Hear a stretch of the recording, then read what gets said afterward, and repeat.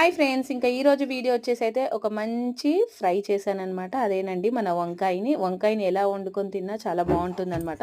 So, మొత్తానికైతే ఈరోజైతే నేను వంకాయ ఉల్లికారం అయితే చేశాననమాట.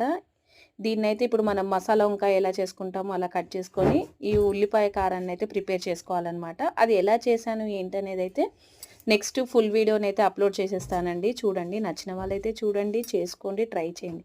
ఎలా వచ్చిందో కూడా కామెంట్ అయితే చేయండి. ఇంకా ఇప్పుడైతే అన్నిట్లో మసాలానైతే నింపేసాను కదా! ఇప్పుడు కడాయి పెట్టేసి ఆయిల్ వేసి, ఇప్పుడు ఈ వంకాయలనన్నిటిని ఒకదాని వెనుక ఒకటైతే ఈ కడాయిలో వేసాననమాట. ఇప్పుడు ఇంకా అన్నీ అయిపోయాయి. కొంచెం ఇక మూత అయితే పెట్టేస్తున్నాను. ఇలా మూత పెట్టి ఒక 5 మినిట్స్ తర్వాత అయితే తీసానండి. చాలా ఫాస్ట్‌గా ఉడికిపోయాయన్నమాట వంకాయలైతే. ఫైనల్‌గా అయితే మన వంకాయ ఉల్లికారం అయితే ఇలా అయ్యిందండి. ఇంకా ఇప్పుడు కొంచెం గరం మసాలా అయితే వేసేస్తున్నాను. అలా ఒక గుప్పెడంతా కొత్తిమీరని కూడా పైనుంచి వేశాను. మొత్తానికైతే వంకాయ ఉల్లికారం